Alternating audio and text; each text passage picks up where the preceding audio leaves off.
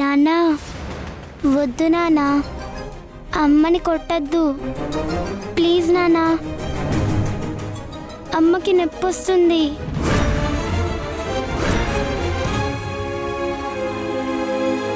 అంశు, అమ్మా నన్ను కొట్టకు, నాకు నొప్పిగా ఉందమ్మా, ప్లీజ్ అమ్మా. అంశు, వదులు. అంశు, నానా, అంశు, నానా. ఏం కాదమ్మా, నేనున్నానుగా. నీకొచ్చింది కల మాత్రమే. నాన్న నీ పక్కనే ఉన్నాడు కదా, ఏం కాదమ్మా. నువ్వు పడుకో, పడుకో.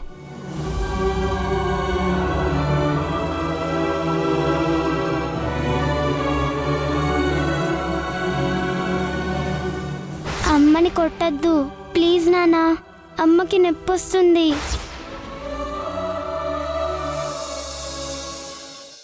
రాత్ర ధ్రువ సార్, మల్లిక మేడం, అంశు ఒకే గదిలో పడుకున్నారు. ఇది చాలా మంచి విషయం సుజా. వాళ్ళ ముగ్గురిని అలానే చూడాలనుకున్నాను. అంశుకి దొరకాల్సిన ప్రేమ దొరికింది. అవును వసుంధర, ఇంకా మీరాకి దక్కాల్సిన గౌరవం కూడా దక్కాలి. అప్పుడే ఆ ఇంట్లో ఎలాంటి సమస్యలు ఉండవు. వసుంధర, నీకు స్నేహితురాలిగా ఒక సలహా ఇస్తాను. నువ్వు తప్పుగా అనుకున్నా సరే, నువ్వు చెప్పేదేది నేను తప్పుగా అనుకోను సుజా. తనకు మించిన మంచితనం ఎప్పుడు మనకి మంచిది కాదు వసుంధర. ఈ ఇంట్లో మీరాకి హక్కు కల్పించడం అంటే నీ హక్కు నువ్వు పూర్తిగా కోల్పోవడమని మర్చిపోకు. ఆ మీరా కూడా నువ్వు చెప్తున్నంత అమాయకురాలేమీ కాదు. తను నిజంగా అంశు గురించి పట్టించుకోవడం మాట దేవుడెరుగు. కనీసం అంశుకి కావలసిన చిన్న చిన్న అవసరాలు కూడా తను చూడట్లేదు. అందరి మనసుల్లో ఒక అల్లజడుంది సుజా. నువ్వు మీరాని కొద్ది రోజులుగానే చూస్తున్నావు, కానీ అంతకుముందు అంశు ప్రాణాలు కాపాడుకోవడానికి ఎంత అల్లాడిపోయిందో నేను చూశాను. ఎన్నో నిద్రలేని రాత్రులు గడిపింది, ఎన్నో అవమానాలు చూసింది, అన్నింటినీ భరించింది. ఇప్పుడు ధైర్యంగా నిలబడింది. ఇప్పుడు ఇంకా ఎన్ని రోజులని ఇలా? తన కోసం కూడా తను ఆలోచించడం మొదలుపెట్టింది. అంతే. నీ అంత స్వచ్ఛంగా నేను ఆలోచించలేను వసుంధర. అందరూ తన కోసం కూడా ఆలోచించుకుంటున్నారు. నువ్వు కూడా ఆలోచించుకుంటే బెటర్ అని నా అభిప్రాయం. ఉంటాను. సరే సుజా.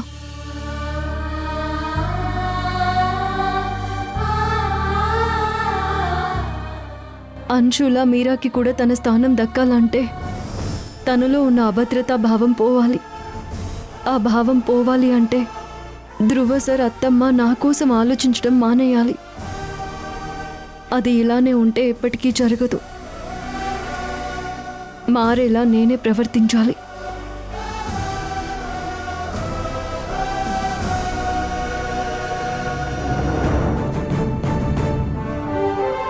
హలో లాయర్ గారు, మీతో కొంచెం మాట్లాడాలి.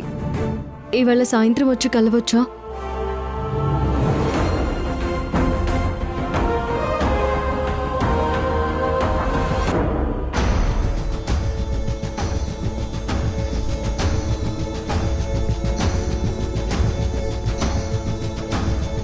ఏమ్మా వసుంధరా, ఈ అన్నయ్య దగ్గరికి రాలేనంత పరాయివాణ్ణి ఎప్పుడైపోయానమ్మా? నువ్వు నాకు ఈ కొత్త జీవితాన్ని ఇచ్చావు. నేను నీకు నా ఇంట్లో చోటు కూడా ఇవ్వలేననుకున్నావా?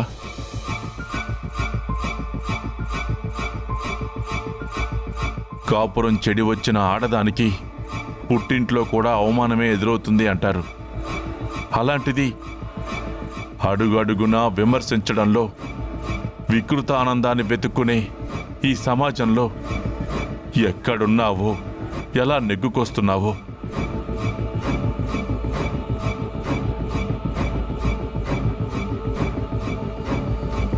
వదలను. నువ్వు ఎక్కడున్నా సరే కనపడే వరకు వెతుకుతూనే ఉంటాను.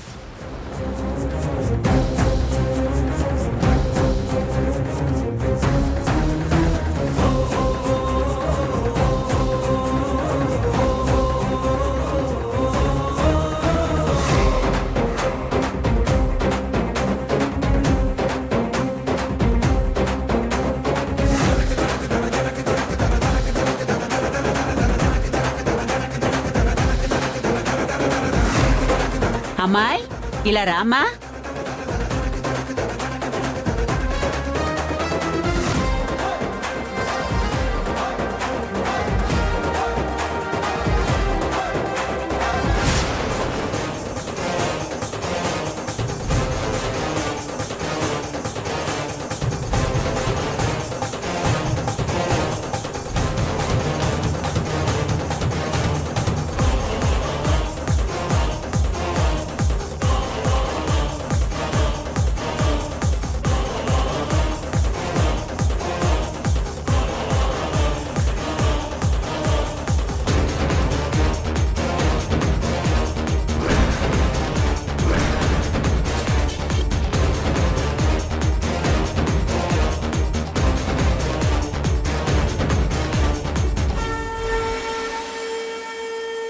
రాయ్ యారాది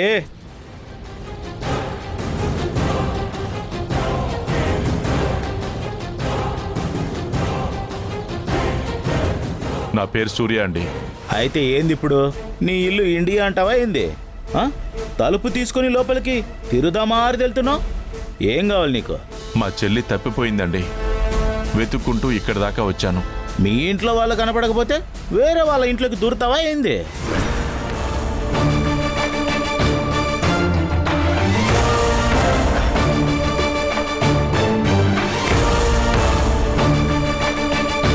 ఇందులో నా అడ్రస్, ఫోన్ నెంబర్ ఉన్నాయి. ఈ ఫోటోలో ఉన్న అమ్మాయికి అనిపిస్తే నాకు కొంచెం కాల్ చేయండి.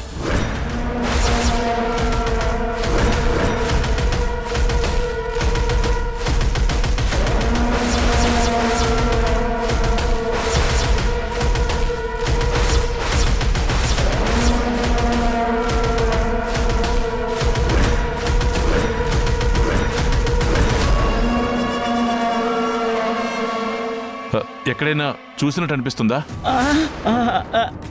ఇల్లా ఎవరా అని చూస్తున్నా.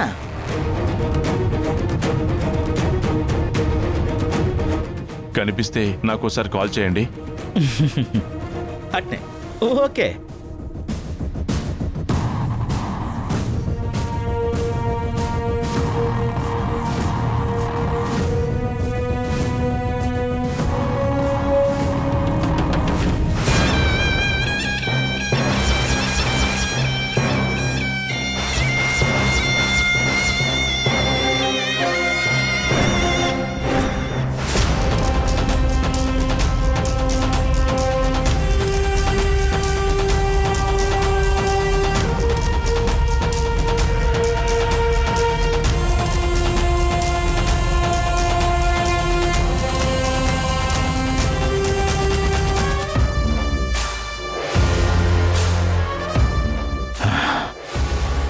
నన్ను తప్పించుకొని వెళ్ళిన ఒక్కగాని ఒక పిట్టేదే. ఇది కానీ ఈసారి దొరికితే దాన్ని అనుభవించకుండా వదలను.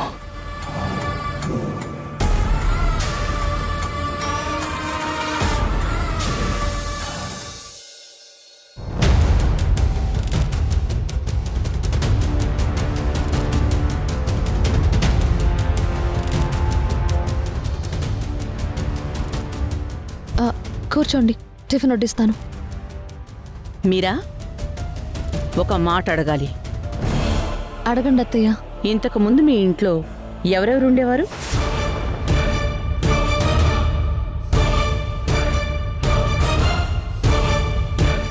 నేను పాప అంతే. ఎక్కడుండేవారు?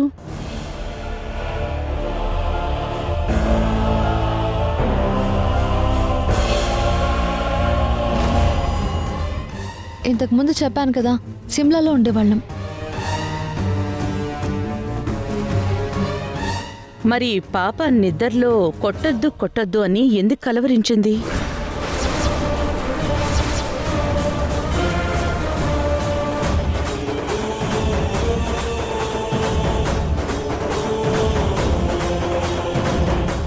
నిన్నెవరైనా తన కళ్ళ ముందే ఎవరైనా కొట్టేవారా?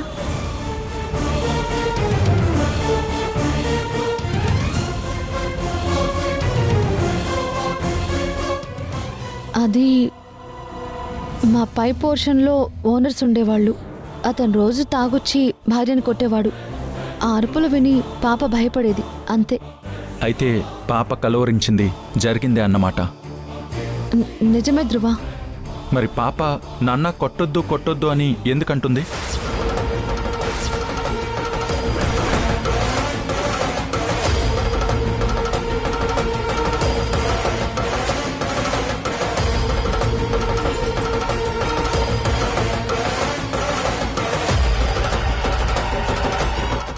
మల్లిక గారు, లాయర్ గారు,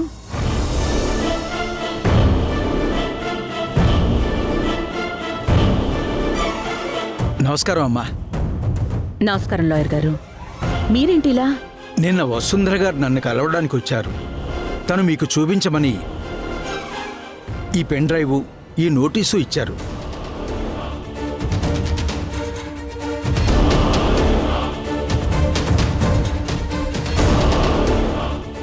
ముందు ఈ వీడియో చూడండి, ఆ తర్వాత మిగతా విషయాలు మాట్లాడుకుందాం. తీసుకోండి.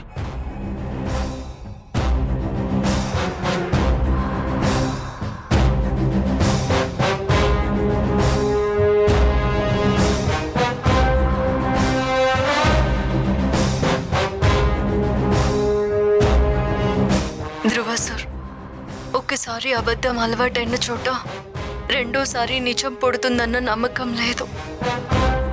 నాకు మీరా ఒకటే సమస్య కాదు. చాలా ఆలోచించాను, చాలా బాధపడ్డాను. కానీ ఇవేవి మీ గతాన్ని మార్చలేవు, నా జీవితాన్ని బాగు చేయలేవు అని అర్థమైంది. మీ దగ్గర నాకు భద్రత లేదు. అందుకే అన్నీ ఆలోచించి నేను మీకు విడాకులు ఇవ్వాలనుకుంటున్నాను.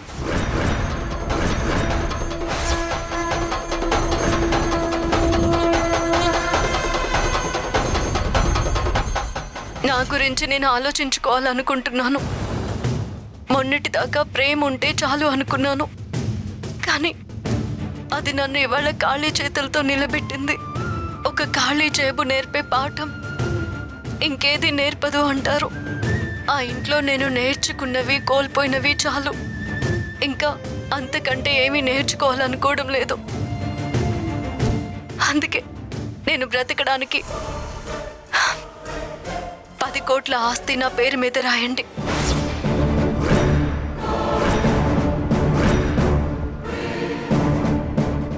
నా జీవితం నేను బ్రతుకుతాను. కోర్టు చుట్టూ తిరిగే ఓపిక నాకు లేదు. అవుట్ ఆఫ్ కోర్ట్ సెటిల్మెంట్ చేసేయండి. అర్థం చేసుకుంటారని అనుకుంటున్నాను.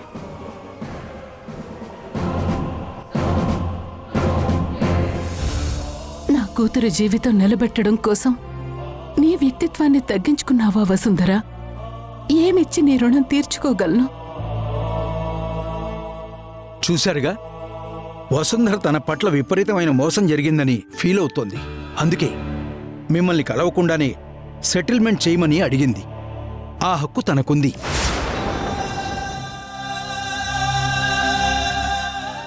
పైగా మీరు గతంలో తనకి 3 సార్లు విడాకుల నోటీస్ ఇచ్చారు కదా, దాన్ని తను బేస్ చేసుకుంది.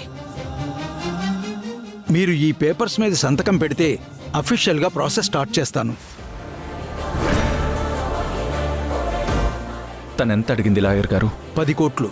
ఈ ఇంట్లో ఎన్ని షేర్లు ఉన్నాయమ్మా? 3. నందితాది, నాది, నీది. నా షేర్ మొత్తం వసుంధర పేరు మీద రాసేయండి.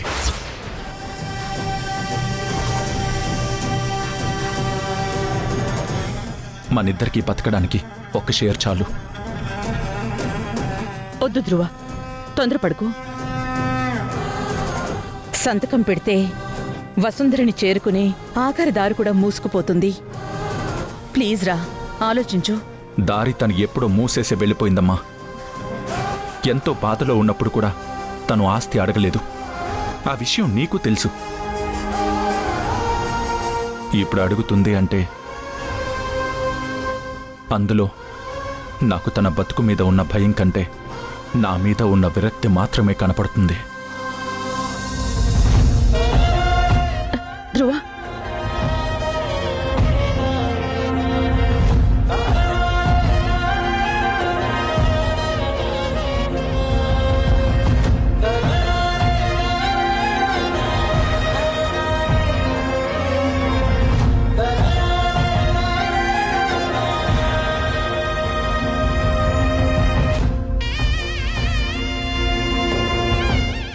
ఇదిగోండి లాయర్ గారు.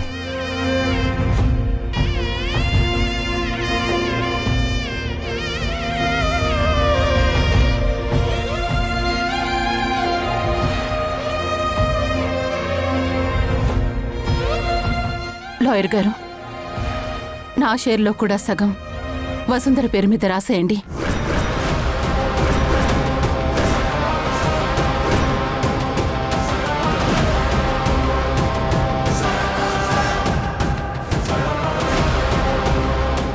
నందిత, ఏం చేస్తున్నావో అర్థమవుతుందా?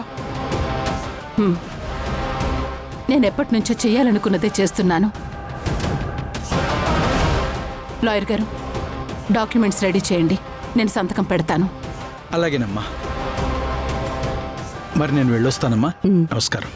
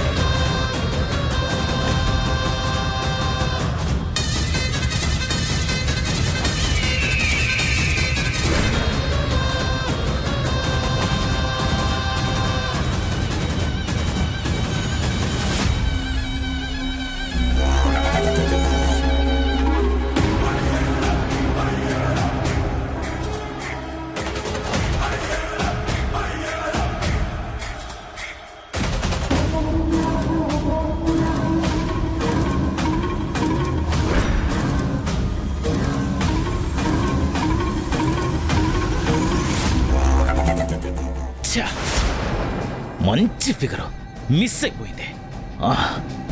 ఆ నడువేంటి, ఆ వంపేంటి, ఎవరి కొత్త గుంట? నీకసలు సిగ్గుందా? నీ మొదటి పిల్లం బతికుండుంటే ఆ పిల్ల వయసంత కూతురుండుండేది నీకు. ఇట్టాంటి వాడివని నీకెవ్వరూ ఇల్లు ఇవ్వలేదు. ఈ ఇల్లు కూడా పోతే ఇక మనకి రోడ్డే గతి. ఇది గుర్తుపెట్టుకో. వయస్సుతో నాకేం సంబంధం?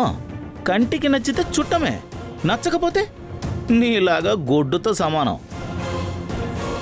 అది సరే, కూతురంటే గుర్తొచ్చింది. నీ కూతుర్ని ఏదో మీరాకో గీరాకో ఇచ్చానో, ఒక 5 లక్షలు చేతిలో పెట్టి చేతులు దులిపేసుకుందాం అనుకుంటుందా? నేను లేనప్పుడు ఇచ్చేసావు, మళ్ళీ మాట్లాడవా? లేదు, ఇస్తానంది. ఆవిడే ఫోన్ చేస్తానంది.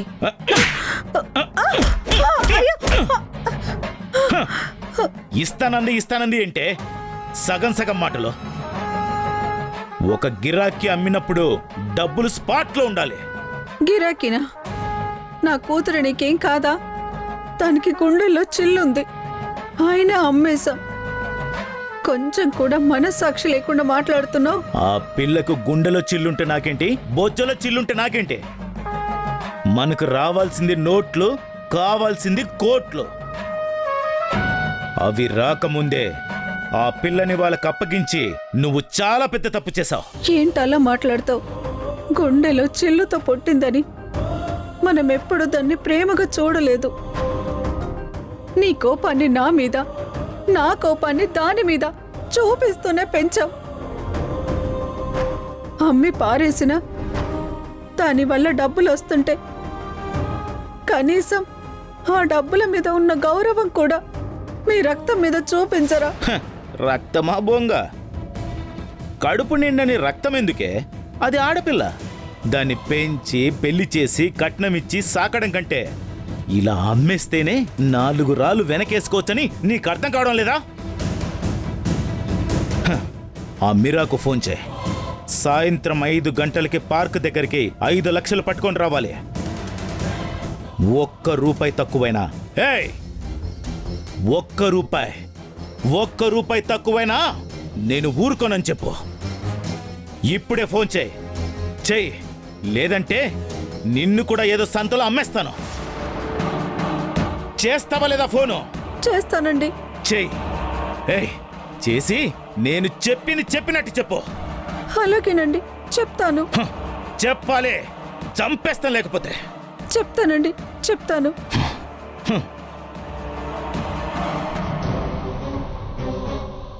పోషించే స్తోమత లేదు కానీ అహంకారం మాత్రం ఆకాశం అంతుంది. అంతా నా తలరాత.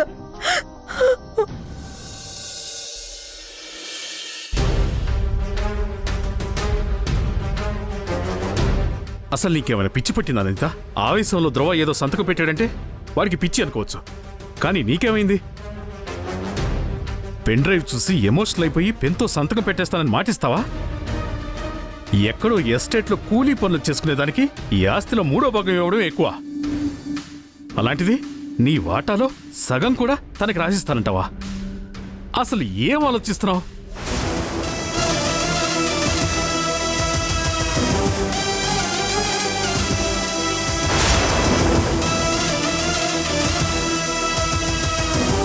అమ్మ మీరా, ఎక్కడికి వెళ్తున్నావు? పాపకి సర్జరీ. వద్దు. మీరా, నా మాట విను. వదలండి. చావాలని డిసైడ్ అయ్యావు కదా, నువ్వు చావు, అంతేకాని అంశు జోలికి రాకు. ఇంత దాకా వచ్చింది కాబట్టి నీళ్లకి నీళ్లు, పాలకి పాలు తేలిపోవలసిందే మల్లిక. ఇప్పుడు వసుంధర విడాకుల మీద సంతకం పెట్టింది కదా, వీళ్ళ పెళ్లి చేయండి. రేపు పొద్దున్న ధ్రువ మీరాల పెళ్లి జరుగుతుంది.